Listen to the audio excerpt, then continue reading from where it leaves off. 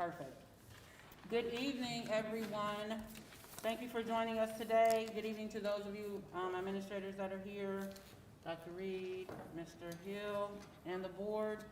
We want to call to order the meeting today, Tuesday, December 14th, the special meeting work session of the South Euclid-Lyndhurst Board of Education. May we get a roll call, Mr. Hill? Mr. Bloomberg? Aye. Ms. Falkenberg? Here. Mrs. Jones? Here. Ms. Lee? Here. Mrs. Round? Here. Thank you for that. We can go right into discussion items, Dr. Reed. Good evening, everybody. We have a few updates here, and I'm going to also have a few of my cabinet members join me in the updates. So we are going to close out the agenda. Let me get to present. For those listening and the RRR update, actually, the district has a strategic plan, Destination 2023. When COVID hit in the pandemic, we continued to do things from our strategic plan, but obviously there were a lot of things that we started to have to rethink and do differently. And so you talk about the RRR standing for Reopening, Recovery, and Revitalization of our schools. And we'll be referring to that. Much of this plan actually is, I think we have probably about 18 months we're into the plan, and we utilize a lot of the federal dollars to support the work of this plan. So that's, just want to remind folks with that. So, and that starts with our Quick Med, our Quick Med clinic. We do have it up and running, and for those of you that are not familiar, it has always been actually one of my dreams and actually the vision of this district to really be a full service school district to our families and staff, and the Quick Med is one of those services. It is located at Brush High School, and it is located door number 21, if anybody knows what that is. It's on the back side of where Farnhurst is. By the band door. By the band door, there you go. That's probably a good one. So a few things. That's the physical space has been, we've been working on that for some time, and we are using again some of the federal dollars that were allotted to school districts. We looked at the legal aspects of having your own clinic, and actually people are asking, you know, is it just for staff, the community, students? Right now, I always have a saying, you have to manage your own change, and right now it's open to staff and our students, and really it's still a work in progress. So I'm not gonna have all the answers for you, but I just want people to know that it's open. We have a quote here from one of our staff members, and it kind of really goes to show that all the possibilities that this can really have for our staff and our students. He says, I want to tell you that I'm a fan of the new Quick Med. Unfortunately, I had to pay a visit to the clinic on the 19th. If it was not up and running, I most definitely would have left work and have had to go to the emergency room. But she fixed me up, and by fourth period, I was feeling much better and able to finish the day. So that kind of says it right there. You know, you talk about service, and you know, really, it says so much. First of all, we want our students and our staff to get the treatment they need and be back on the job and in the classroom as quick as possible. And there's nothing like avoiding an emergency room, correct? I mean, for so many reasons, not just the amount of time, and especially with the pandemic, you know, having to wait in a room with other folks. And again, the costs that are associated with going to the emergency room. So just real quick, we have not rolled it. It is available to our students, but we're still working on the logistics of if we have a student, you know, at Adrian or at Memorial and not in Brush, how do we transport them here to get that service? And it is not a replacement for our PSI services, but it's an enhancement of our services as well. So what are some of the things that the Quick Med can do? Let me get my glasses here. It's going to be able to offer sports physicals. Well, let me first say it is a Ohio State licensed certified nurse practitioner is on site, and we look as business gets a little bit busier that we'll have a medical assistant to assist. So we've got to really build up the clientele here. We'll have sports physicals, all childhood vaccinations, prescription medications refilled, suspected flu, sinus, and urinary tract infections, rapid tests for COVID, flu, strep, and mono, skin irritations and rash, fever, sore throat, earaches, general wound care, and lacerations. So again, we are a work in progress. It is open from 8 to 4 every day, and you can, again, see that yeah, our staff is already, this person was definitely going to promote it with other staff members. And what I'd like to do is, as we continue to work through our opening, we'll give another update in a few months and get it. So we're really excited about that. And I'm going to pass this one over to either Mr. Capo or Mrs. Bastock, and CNI stands for Curriculum Instruction Initiatives. They've been really busy, so. If you want me to open up anything, let me know too. Yeah, so as you can see, I'm gonna start with the Wednesday PD up there. So as you know, we do early release on Wednesdays. And we were really focused on making sure that teachers get a lot of time to meet in teams with their teacher-based teams to make sure that we're accelerating learning and making sure that they're closing the gaps that we might see, especially from being out of school for quite some time. So we were really focusing on the text-first approach in those TPTs, and teachers are really buying into the fact that they are actually just really talking about teaching. There's no we try to get away from the whole, I gotta get this document done, I gotta get this done, to really talking about the art of teaching. And we're really discussing what our kids need and what we need to do in the classroom. So that has been a great success. The other thing in those Wednesday PDs is we're really focusing on standards-aligned instruction. Dr. Reed was very adamant when we did this RR plan that we are accelerating learning, that we're making sure that our kids are being held to those high expectations, and that we're getting to that point where we're in tier 1, where we're doing on-grade level instruction in our tier 1 core classes. So we've been looking a lot at standards-aligned instruction and using a resource called ANET, where they can actually look at the standard, look at question stems, look at release test items, look at other test items that the kids will be seeing on the end of course exams and on the OSTs.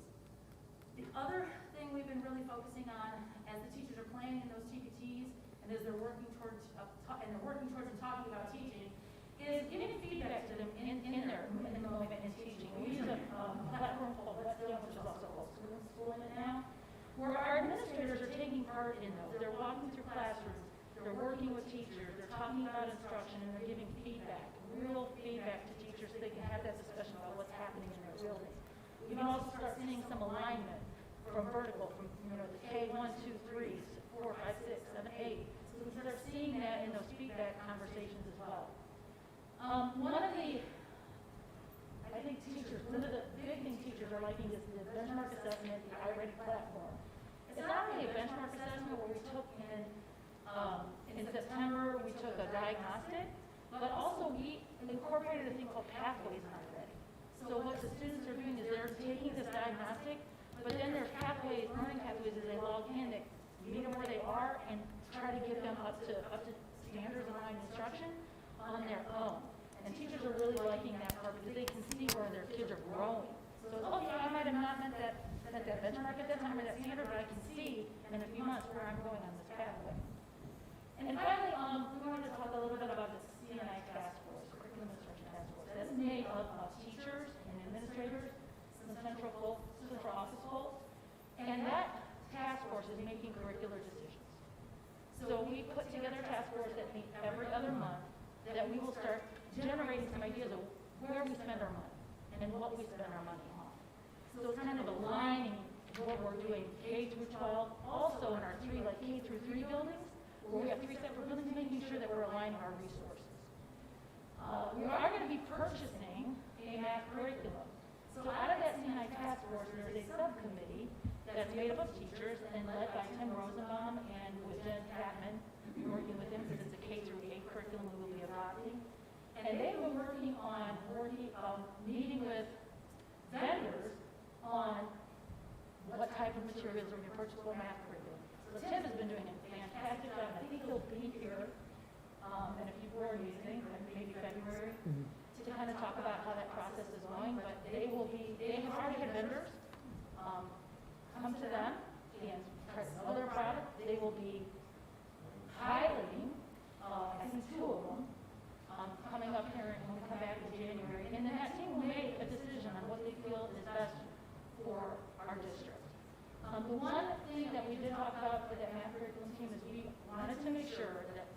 our students, our children have highly aligned quality curriculum.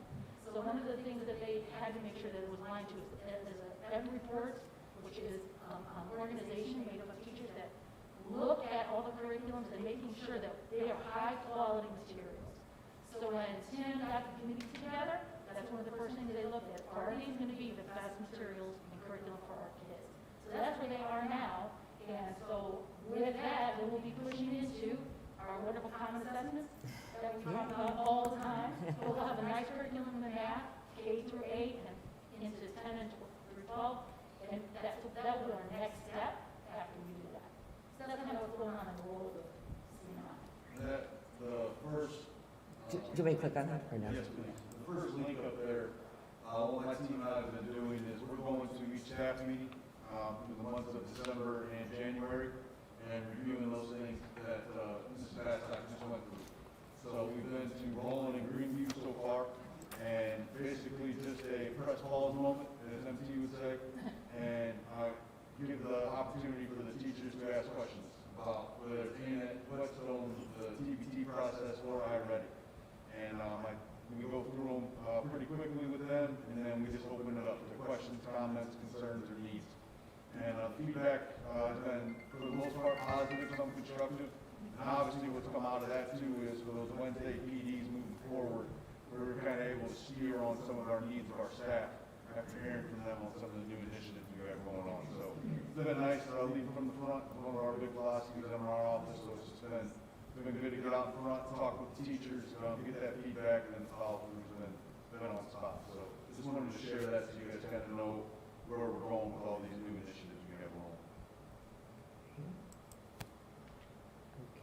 Okay. Anything else with that slide? Thank you. So move on to the next. Okay.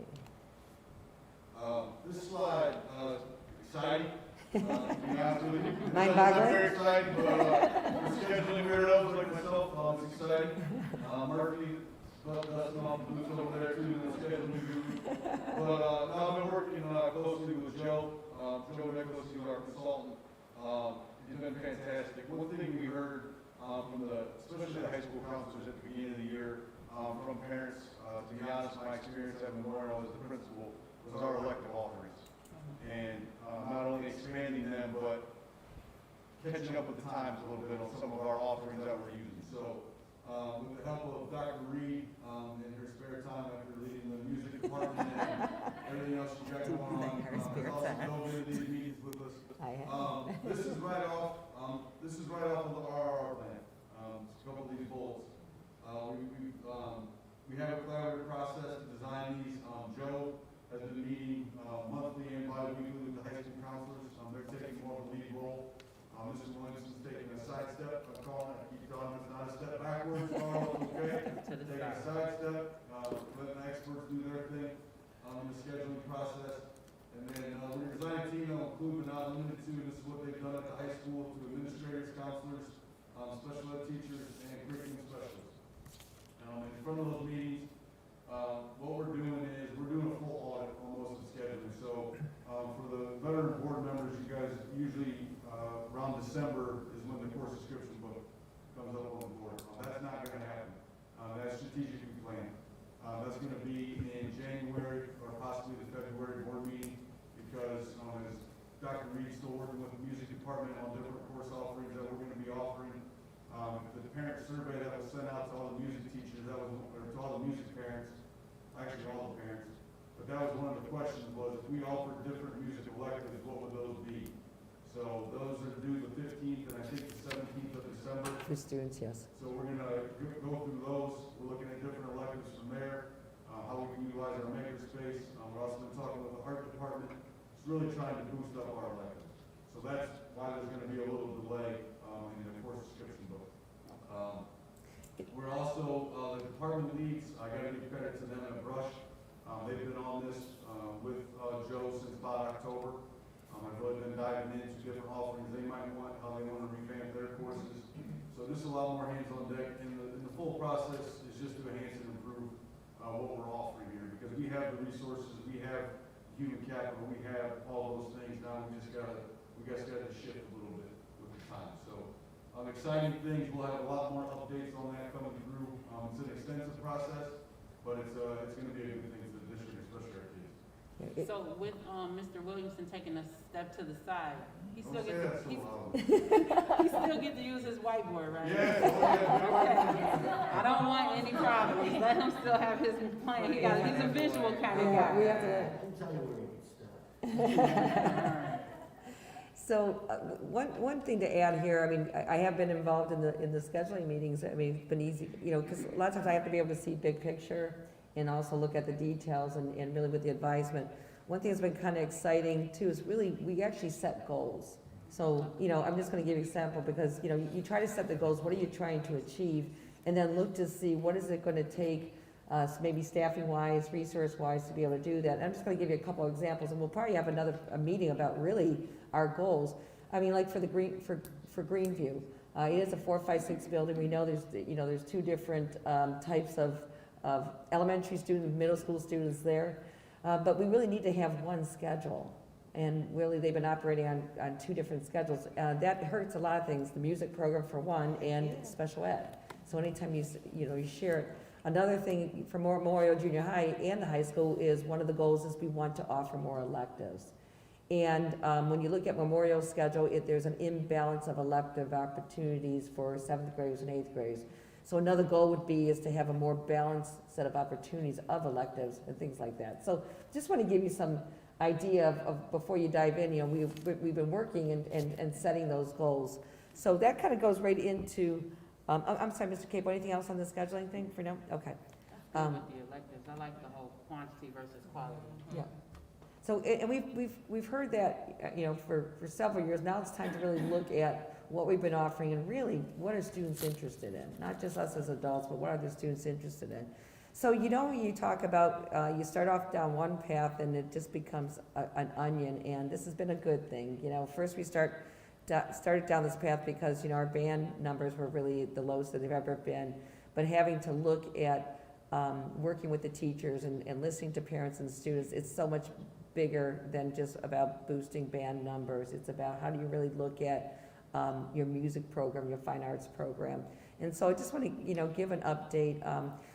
I've also been taking advantage of the early release Wednesdays. So I have a meeting tomorrow again with the music department. So that's really nice because I don't have an opportunity when they're on different schedules to meet. And so we've been, not every Wednesday, but occasionally on Wednesdays, we've been meeting to work together. And it's been really exciting for me. Usually as a superintendent, you don't get a chance to get down to that level, but it has been really nice to be able to do that. So we, you know, we've had a parent meetings. I just mentioned I meet with the teachers. I sent a parent survey out. It was to all K-12 families for the music.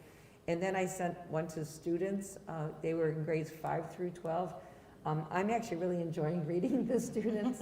Not that I don't enjoy reading the parents, and I have read through it, but really just some of the things that they have to say. And I think sometimes we forget to ask our kids, you know, what they need. One of the exciting things on there is like, what kind of electives would you want to offer? And we mentioned a few. We always have an other one, so they get a chance to also, if we don't mention one, that they can click. But one of the things they're really interested in is really like music technology, which is your recording, your audio production, it's all that piece there. And so there's some really exciting opportunities there. And when I looked at it, most of the kids answering this survey right now are 7th and 8th graders. So we have about 100 of them. 100 total students have answered. But when you look at the pie, we have, which I think is really good, that a lot of them are answering in that age group because that means they're thinking about music. So, you know, again, we talked about, we're reviewing the music schedules, and not just the music schedules, we are reviewing schedules all together, like Mr. Capel just mentioned. And I will continue to have ongoing meetings with the music department. We are doing a curricular review right now. I think Mr. Shant, Ms. Barrick, and Lauren Savant, they actually met, I think, last week and started to really look at the curriculum K-12. We're kind of doing it like a backwards design, maybe starting with the older students, like where you want students to land up and know things.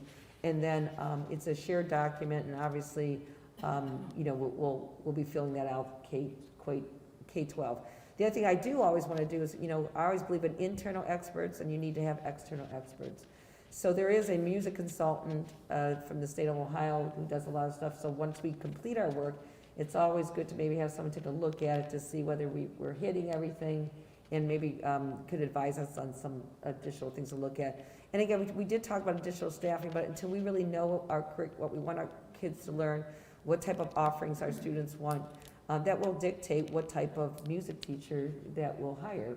As I've mentioned before, you get a K-12 certification in music, but you might be more to the vocal, you might be more, with the strings or the percussion and things like that. And not that they can't do, those people are very talented, but you really want to look at having a variety of expertise on your music staff. So that's really, we've been busy, but just thought I would give a few updates on some of our initiatives. And right now, I think that's completes our update, and we'll do probably another one in a couple months. That's, any questions? It's great to see all the stuff going on. I know. Activities taking place. And not to mention some of the other things we've talked about earlier. We're still developing our career connections. I mean, there is really a lot going on and happening, and not that those things have fallen off our radar. They're just moving along. We'll give you updates on that as well. But thank you for listening, and I appreciate it. Thank you.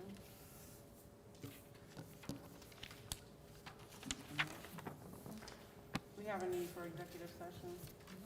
No, we do not. We do not have a need for executive session. I think that's it. Anything else? Keep in mind we don't have a need for executive session, so we can bypass that section. We will get ready to adjourn. Our next meeting is Tuesday. 21st, 21st. Tuesday. When's the last day of school? Wednesday? Tuesday is for students, and Wednesday is a Wednesday work day for for teachers? teachers. All right. May we get a motion to adjourn? So moved. 4:59, all in favor? All right. It's 4:59. Perfect.